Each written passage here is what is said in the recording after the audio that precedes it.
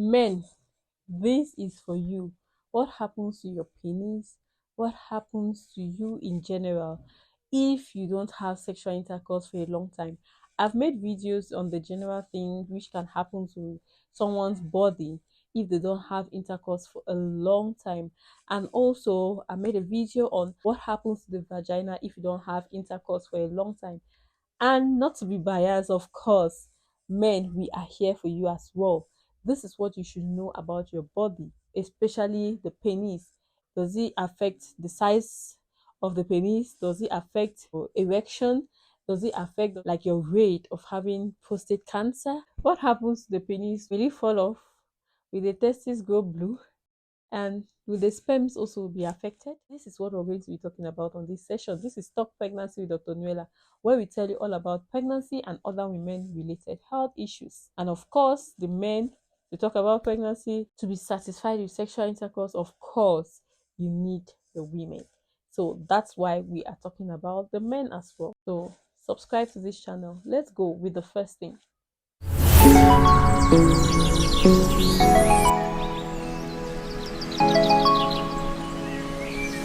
The first thing is the size of the penis going to be affected?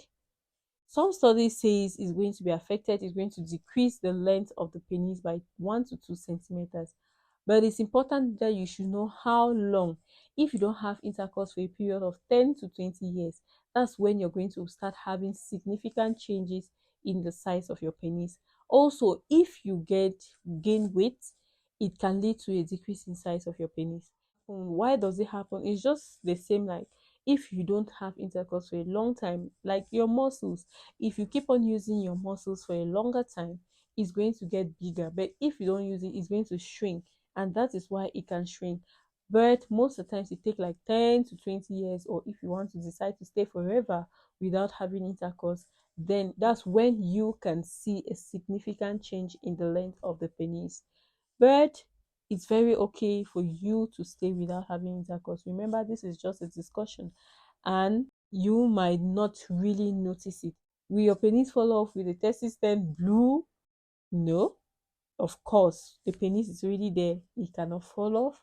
It's still present. Like we said, it's still present. It might just shrink, and maybe the length might just decrease at that, but it's not going to fall off, of course.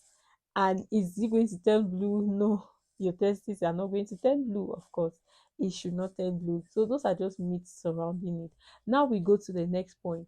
Does it affect the sperm count? Of course, no. It does not affect the sperm count. Now, what happens is once a man reaches puberty, it's different from females because once females they reach puberty and have their menarche, that's their first period, what happens is tend to release extra ovulation monthly. But in men, they have their sperms which are being produced all the time. It's being produced, and once it's being produced, it's being ejaculated. If you're not having intercourse or you're not ejaculating often, these glands that produces the sperm, they still keep on producing the sperm, but these sperms will be produced and they die and it's recycled. But when it's a long time, what happens is the body will be like, why is it only recycling? Why are they not ejaculating? Why are they not using it? That's when you start having things like wet dreams. Remember that wet dreams is not only for teenagers, it can occur, it occurs throughout the life of men, but it's more visible in teenagers. So you can have wet dreams at this time.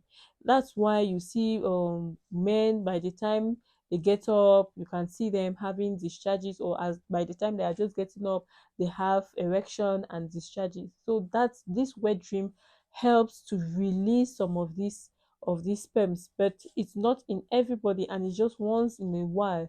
Therefore, remember that your sperms are not going to change because it's just still going to recycle. And when the time comes and you have ejaculation, you still have your normal sperms being released during that period. So if you decide to abstain, it's very fine. But when the time comes when you want to have intercourse, then you're going to definitely release the quantity of sperms that you have to release. Men, I hope you understand what I mean. I hope so. I know you understand. Maybe you might not understand you perfectly well as you understand yourself or how you're feeling, but I know you get the point. Also, problems with sex. Do you have any difficulties having sex? Of course, you might have some changes. It's not in everybody. You might have some changes in your sexual desires. You might have sometimes maybe difficulties to erect for a long time, or maybe after the first intercourse. But it is very normal. It is okay. So if that happens, calm down. It's fine, because you have stayed for a long time. Your body has not yet prepared. Your body is not yet ready for that. And once you have that, it's very normal. Once you have that, you take your time, you discuss it with your partner, and maybe the next time it comes back to normal, remember that maybe your penis might have shrink, most of the glands which usually secrete are no longer there, the modes are not there, so your body is no longer the same. So to transition back is also the same way. You have to take time, even though there are other causes of erectile dysfunctions, but it is not usually not having intercourse for a long time. So if this happens, normally if you don't have any other functional problem or mental problem, then it should just come back after some repeated intercourse and stimulation by your partner. So if this happens, discuss it with your partner, and then you could see how you can work it out. But if at all in a long time it does not come, then you consult a health personnel, because there might be other causes of erectile dysfunction which are happening, which you didn't know about, or it just started. So make sure you consult. But everything being equal, if you stay for a long time, yes, the desire might decrease because you're not with anybody.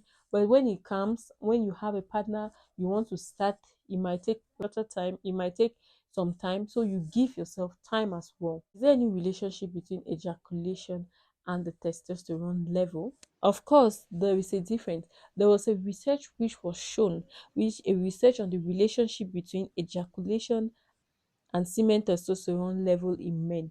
What does it say? This study showed that 28 volunteers were taken to actually evaluate ejaculation and the level of testosterone, and they saw that fluctuation of testosterone level from the second to the fifth day of abstinence were minimal. On the seventh day of abstinence, there was a clear peak of testosterone reaching 145.7% of the baseline, but no regular fluctuation was observed following continuous abstinence at the peak of this. So you see here that you abstain. Once you're abstaining, it means you're not ejaculating. So once you abstain, you might have a fluctuation in your testosterone level within 2 to 5 days, but the peak in the fluctuation of the testosterone occurs at the seventh day, where there's an increased testosterone. If you have abstained for a period of 7 days, there's an increased testosterone level. And after that, once it peaks, it goes back down. And after these 7 days, there is no change in the hormone, in the testosterone level in the body if you abstain. So with this testosterone, the testosterone, you know what it does, it increase the feeling for the desire, it increase your love for your partner, it increases. So that's why sometimes it can also lead to decreased sexual desires in men, because this testosterone level actually don't change. So most of the times it remains constant. It does not change after the seventh day. So we see here that if you abstain after the seventh day, it has no effect on the level of the testosterone. Prostate cancer. Does not having intercourse lead to prostate cancer? First thing you have to know is that there is no evidence to show that sexual activity is going to cause cancer. Please, there is no study, there is no evidence on that. But there is an evidence which shows that men who ejaculate frequently have a decreased risk of having a prostate cancer. So it does not mean that if you're not having sex, then you might have prostate cancer. No, there are other factors surrounding the etiology or the cause of prostate cancer. So here it's just like having risk factors. You might have the risk factor, but you might not even develop prostate cancer. There was a study which was done, co-authored by Lorelli Musi, who is a professor of epidemiology at the School of Public Health at Harvard. He said he carried out this study in 2017, and he found that ejaculation more than 20 times in a month leads to a reduction in prostate cancer by about 20% compared to men who don't ejaculate more than 20 times in a month. So you see here that it's not even about you having um a long time without having intercourse. There are even people who are with their partners but they don't have intercourse, or they don't ejaculate up to this 20 times per month. So if you two you're having your with your partner and you're having intercourse, it's important that you have frequent intercourse.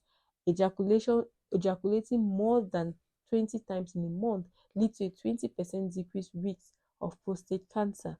So, but those who don't have intercourse for a long time, their risks, they might not have this benefit from ejaculation, but it does not mean that they will have prostate cancer in a long run. So this is just how not having intercourse for a long time in men, it can affect the various parts of their body. It can affect the size of their penis. So if you're experiencing any of this one, please, it's important that just discuss with your partner, and then if there is no solution or if it persists, then consult.